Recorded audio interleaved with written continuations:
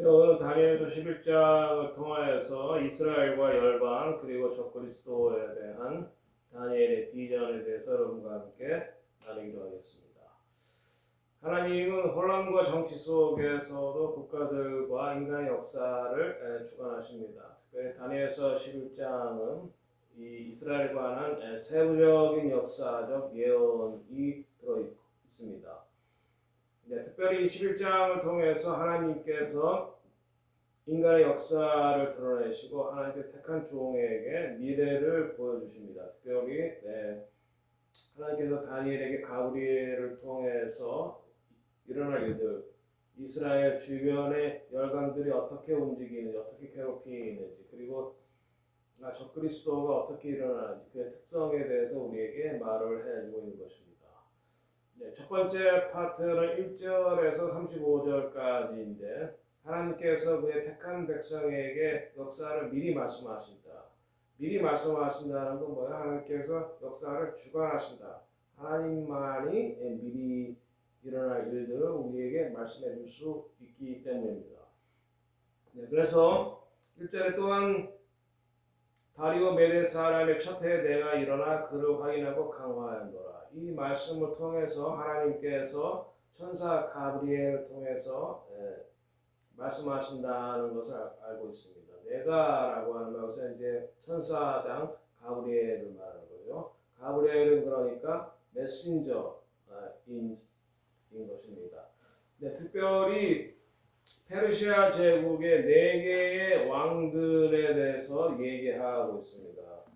그 4개의 왕들은 크세르크세스, 성경의 아하수에로 1세인데 이 아하수에로 왕에 대해서는 우리가 조금 더 알아볼 필요가 있습니다. 왜냐하면 이때 바로 에스더에 관한 사건이 나오기 때문입니다.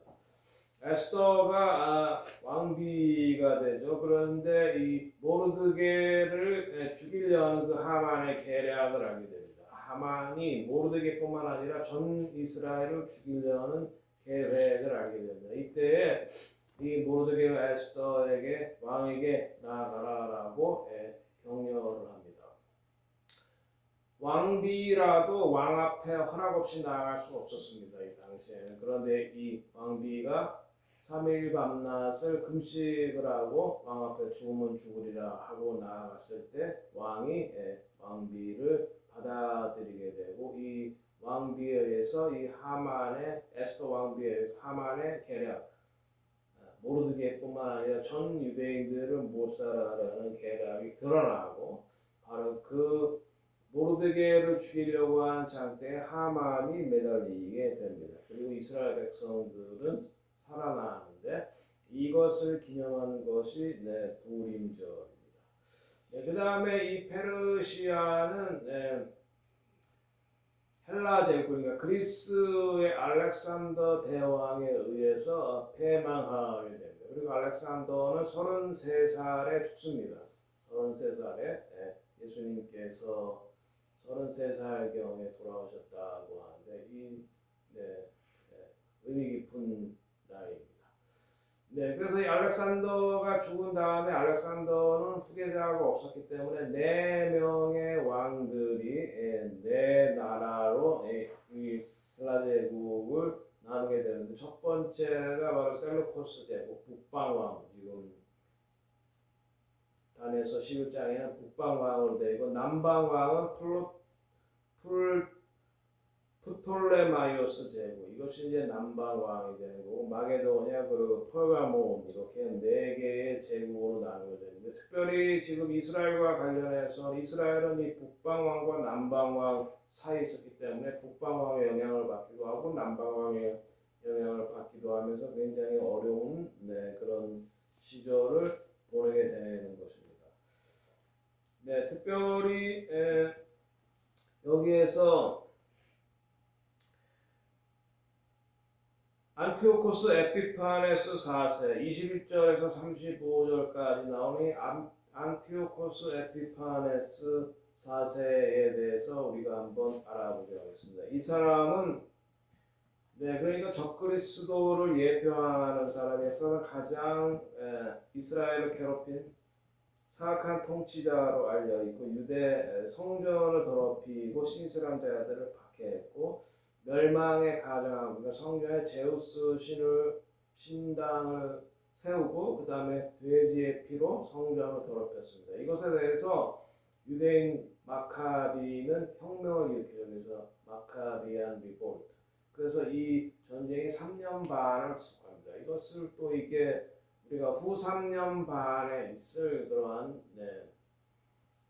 대환란을 말한다라고 하는 것입니다. 그리고 신실한 자들이 이때 연단받고 또 심지어는 죽임을 당하는 것입니다. 그래서 우리가 이 다니엘서 11장 1절에서 35절은 하나님께서 이 수백 년간의 역사를 미리 다니엘에게 말해줬다라고 하는 것을 하나님께서 역사를 주관하신다는 것이고 결국에 하나님의 종들을 통해서 하나님께서 역사를 주관하시고 이렇게 악한 적그리스도에 대적하는 사람들이 끝에 일어날 것이다 라고 하는 것을 우리에게 분명히 말씀을 해주는 것입니다.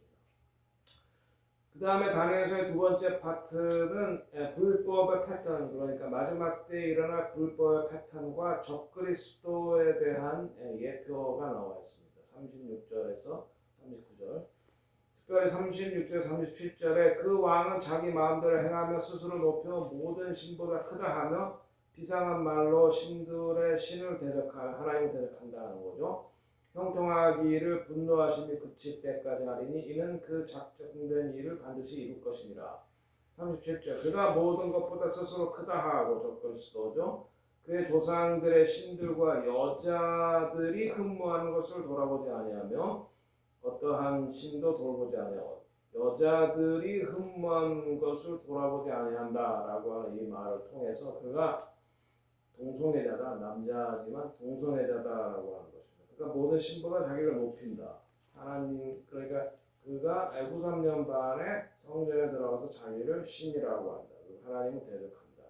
그리고 그의 군사력을 신봉한다. 이것은 데살로니가후서 2장 3절과 4절에 나와 있는 말씀과 연결이 된다고 하겠습니다.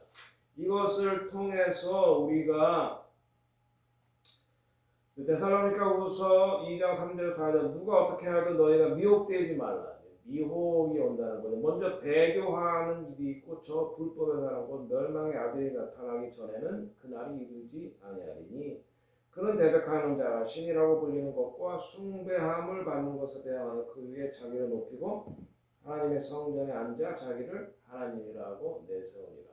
후 3년 반에 시작하기 전에 할 때에 성전에 들어가 제3성전에 들어가 자기를 하나님이라고 하고 자기를 숭배하게 한다.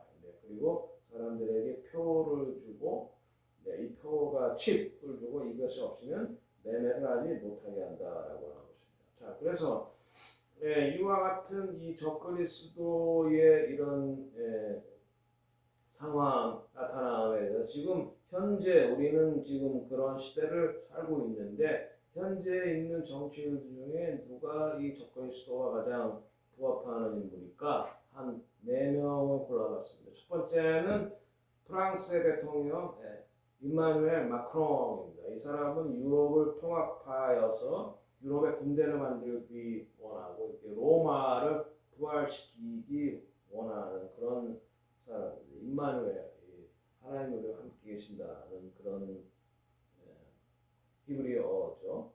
그 다음에 두 번째는 블라디미르 푸틴입니다. 러시아 대통령이죠. 공격적 민족주의. 지금 푸틴에 의해서 우크라이나가 지금 전쟁에 휩쓸려 있죠. 지금 마지막 때 일어날 전쟁의 전초전이라고 할 수 있겠습니다. 그 다음에 세 번째는 일론 머스크입니다. 일론 머스크가 적그리스도가 될 것인가는 조금 논란이 있다 그래서 그가 지금 말두고 있는 계획은 분명히 적그리스도에 의해서 이용될 가능성이 아주 높은 그러니까 칩을 만들어지는 이미 사람들의 머리에 집어넣어서 예를 들면 손발을 움직이지 못하는 사람에게 칩을 넣어서 그 칩에 명령을 해서 손발을 움직이게 한다는 것입니다. 의도는 좋은데 그러나 이것이 나중에 사람들의 머리에 심어졌을 때 그 그것으로 인해서 사람들을 컨트롤할 수 있게 된다라고 하는 것입니다. 그 다음에 네 번째로는 무하마드 빈 살만, 사우디아라비아의 왕세자인데 그는 지금 사막의 미래에 나타날 도시 네옴을 건설하는데 어떤 사람은 이것이 이제 바벨론 왕국이다라고 말을 하는 것입니다. 그리고 지역과 종교적으로 통합해서 아브라함 신앙 이니셔티브, 그러니까 아브라함의 자손, 그러니까 기독교와 유대교와 모슬람 이 세 종교가 다 아브라함의 후손으로서 우리가 다 하나가 되자. 굉장히 그럴듯한 말이죠. 우리는 예수 안에 예수 그리스도를 통해서만 하나가 될 수 있습니다. 그래서 이와 같은 네, 새로운 도시를 만들고 종교를 통합하려고 하는 이러한 움직임을 통해서 MBS도 적그리스도의 후보 또는 적그리스도를 표상하는 그런 일들을 하고 있다라고 하는 것입니다. 지금 우리는 유럽에 나타날 이 나라들 중에 특별히 원 월드 가버먼트를 만들기를 원하는 나라들이 있다는 것을 알 수 있습니다. 그리스와 프랑스 그리고 스페인, 로마입니다. 이런 나라들은 원 월드 가버먼트를 만드는데 적극적으로 동조할 나라들입니다. 그러나 이와 같은 흐름에 또한 반대하는 그러니까 적그리스도의 원 월드 가버먼트에 반대하는 나라들도 있을 것입니다. 그와 같은 나라는 바로 아이슬란드 그리고 스코틀랜드 같은 나라가 될 것입니다. 이미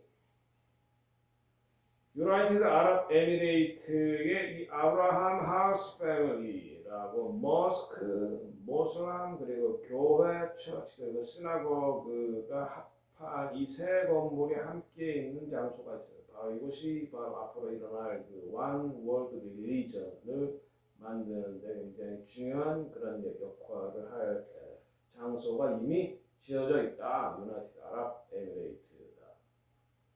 네, 그리고 이 원 월드 릴리전 세계 단일 종교의 바로 심벌이 바로 이와 같이 여러분이 보시기에 왼쪽에 십자가가 있고 그 다음에 유대교 심벌이 다윗의 별 있고 그 다음에 이슬람 막 이렇게 이제 한 원 월드 릴리전, 원 월드 릴리전 세계 단일 종교의 이것이 이제 심벌이다라고 우리가 볼 수가 있는 것입니다. 이미 그러니까 그 적그리스도가 등장하여 세계를 컨트롤할 이미 준비는 거의 다 갖추어져 있다라고 보는 것입니다. 세 번째는 종말에 있을 전투와 적그리스도의 몰락에 대해서 40절에서 45절까지 나와 있는 것입니다. 종말의 때 40절 종말의 때에 남방 왕이 그를 치고 북방 왕이 해리바람처럼 그를 대적하리라.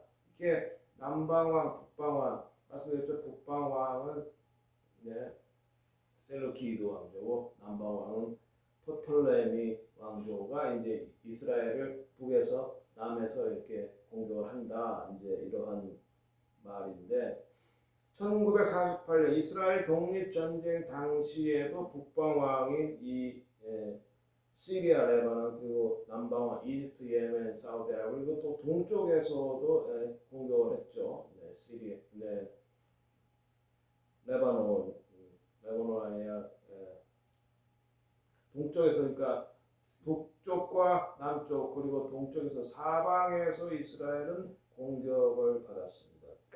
이미 이 다니엘서 11장 예언한 대로 북방왕, 남방왕으로부터 공격을 받았다라고 하는 것을 알 수 있습니다. 그리고 두 번째는 적그리스도의 부상과 세계적 정복에 대해서 40절에서 43절에 나와 있습니다. 그가 여러 나라에 들어가 그들 흡수고 이집트도 피하지 못하며 금과 은의 보물을 장악하리라.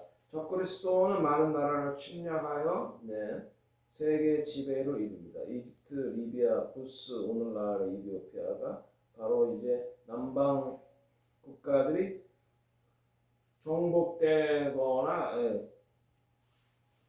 불복된다. 그는 경제를 한 단위 화폐를 만들어서 경제를 컨트롤하게 될 것입니다. 요한계시록 13장 16절 17절 하면 칩, 이제는 현금이 아니라 칩을 통해서 다 은행 계좌가 다 하나로 통합되고, 네. 또 이 칩 표가 없이는 물건을 사고 팔 수 있는 경제적인 일을 할 수가 없다. 이것이 무엇과 연관되냐 하면 이 칩은 바로 우상을 숭배하는 것과 연관이 된다고 할 수 있겠습니다. 그래서 현대 정세와 연결하자면은 지금 이란과 중국, 러시아와 북한이 이 나라들이 악의 축으로서 지금 이란이 지금 이스라엘을 공격하려고 하죠. 이미 뭐 서로 주고 받았죠.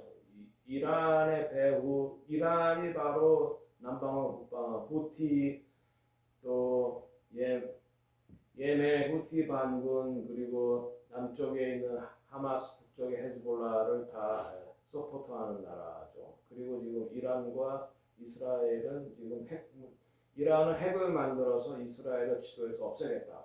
그의 시아파 정권이 존재하는 한 아마 이 핵전쟁은 이 핵에 관한 전쟁은 피할 수 없을 것으로 보이는데 이 이란 뒤에는 바로 이 중국이 있고 또 러시아가 있고 북한이 있고 이 나라들이 바로 이제 악의 축들이죠. 바로 이 나라들이 마지막 때에 일어날 그 악한 나라의 연합을 이루어서 적그리스도의 통치의 기반이 된다라고 하는 것입니다. 그래서 이스라엘은 지금 다방면으로 공격을 받고 있고 그래서 마지막 때의 그 아마겟돈 전쟁에 이것이 이제 서망이다라고 볼 수가 있습니다.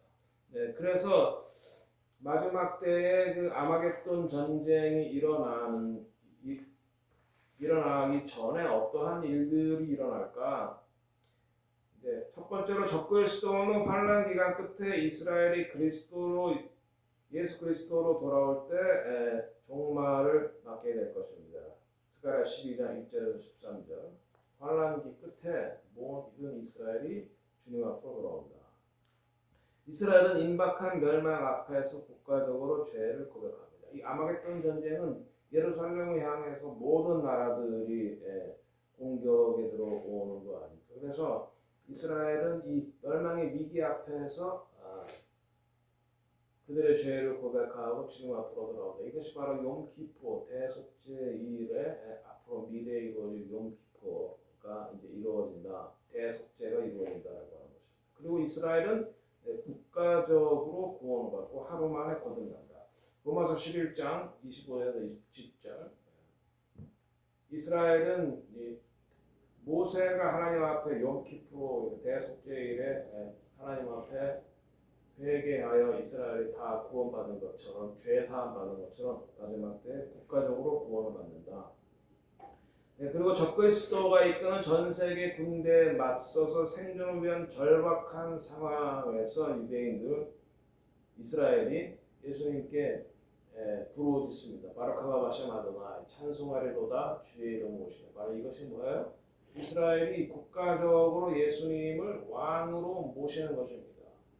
그럴 때 예수님께서는 이스라엘의 왕이요 유대인의 왕이요 만왕의 왕으로 이 땅에 오신 거예요. 그러니까 이스라엘의 마지막 때 사명은 예수님이 이 땅에 오시는 것입니다. 그것이 이스라엘에게 주어진 마지막 때의 사명입니다. 우리 이방인은 열방의 복음을 전하고 이스라엘에게 예수와를 증거해서 유대인들의 야수와를 그들의 왕으로 알아보게 하는 그런 역할을 해야 되는 것입니까? 우리가 열 처녀의 다섯 처녀처럼 신랑을 신부에게 유대인들에게 데리고 오는 그런 역할이 우리에게 이방인에게 주어졌다라고 하는 것입니다. 그리고 다섯 번째로 예루살렘 그래서 이 마지막 때의 아마겟돈 전쟁은 인간에 의해서 끝나는 것이 아니라 예수 그리스도에 의해서 마무리되어진다. 그래서 예수님께서 감람산에 오셔서 적그리스도의 군대를 멸하시고 스가랴 14장 4절 그 다음에 적그리스도와 거짓 선지자는 붙잡혀서 영원한 불못에 던져진다. 이것이 요한계시록 19장 20절. 이렇게 이 마지막 때의 그 시나리오, 그러니까 마지막 때의 일들을 하나님께서 우리에게 보여주고 있는데 지금 현재 정세와 이란 중국을 러시아, 북한 이 악의 축들에 의해서 일어날 전쟁, 마지막 때의 전쟁에 대해서 지금 우리가 알 수가 있는 것입니다. 자, 이것이 오늘날 우리에게 주는 의미는 무엇일까? 우리는 깨어 있어야 됩니다. 그리고 신실해야 됩니다. 끝까지 신실해라. 우리가 환난을 당하나 어려움을 당할 수 있습니다. 또 승리할 수도 있습니다. 그러나 결국 마지막에 승리하는 것은 바로 예수 그리스도이기 때문에 우리는 승리를 확인하고 싸워야 되는 것입니다. 그 다음에 소망을 가지라. 소망 속에 우리가 인내하는 것입니다. 소망을 가지고 인내한다. 그래서 마지막으로 11장을 요약하자면 하나님은 천사 가브리엘을 통해서 그의 택한 종들에게 지금도 말씀하고 계신다. 가브리엘이 여러분에게 마지막 때의 전략에 대해서 말씀해 줄 것을 기대하시고 기도하시기 바랍니다. 그리고 적그리스도는 마지막 때 단일 정부, 단일 종교, 단일 화폐, 집이 곧 일어날 것이고 세상을 컨트롤할 것이지만 결국에는 몰락한다. 그리스도는 이스라엘의 왕이자 세계의 왕으로 재림을 하셔서 이 마지막 전쟁을 마치실 것이다. 예수님은 이스라엘의 초대에 의해서 이 땅에 재림한다. 이스라엘의 초대에 의해서, 유대인들의 초대에 의해서. 이것이 유대인들이 마지막에 이루어야 될 사명입니다. 그래서 우리는 예수님의 재림을 준비하는 꼭 깨어있어요. 준비하는 것 중에 하나가 뭐예요? 이스라엘이 예수님을 메시아로 고백하도록 도와줘야 될 사명이 우리 이방인에게 있다라고 하는 것입니다. 그래서 우리는 이 시대를 분별하고 이해해야 됩니다. 역대상 12장 30일 이사갈 지파의 사람들, 이사갈의 원할 때 시대를 이해하고 이스라엘이 무엇을 해야 되는지 하나님 나라를 위해서 무엇을 해야 되는지 아는 그런 기름 부으심이 우리에게 필요하다. 그리고 이스라엘을 축복하는 자를 하나님께서 축복하신다. 마태복음 25장 40절 내가 내 형제들 지극히 작은 자 하나에게 한 것이고 내게 한 것이다. 예수님 말씀하신 것처럼 이스라엘을 괴롭히는 나라가 돼서는 안 된다라고 하는 것입니다. 그러니까 우리가 나라를 위해서 기도할 때 마지막 때에 이스라엘 편에 서는 나라가 될 수 있도록 미국과 한국이 또 여러분이 속한 나라가 이스라엘 편에 서는 나라가 될 수 있도록 우리가 기도해야 된다. 그리고 우리가 지금 복음을 전할 시간이 많지 않다. 지금 이미 마지막 때에 대한 준비가 다 끝났다. 그 다음에 이 마지막 때를 준비하기 위해서 우리가 다윗의 장막을 재건해야 되는 것이 뭔가 유대인과 이방인이 하나로 교회는 하나님께서 교회는 유대인과 이방인이 하나가 되는 것이에요. 그러니까 어떤 사람들 중에 우리 교회 신부가 환란 전에 휴거하고 이스라엘만 고난당한다. 그건 있을 수가 없어요. 왜? 이미 하나님께서는 교회와 이방인과 유대인은 하나로 교회를 만드셨기 때문에 이방인과 유대인은 같이 환란을 통과해야 하는 것입니다. 그러기 위해서 우리가 다윗의 장막을 회복해야 되고 완유맨 커뮤니티가 회복이 돼야 되고 마지막 때 유대인의 피난처가 회복이 돼야 되고 여기 모라비안 폴에서 대부흥의 우물이 다시 회복이 되어야 된다는 것입니다. 우리가 함께 기도하겠습니다. 하나님하고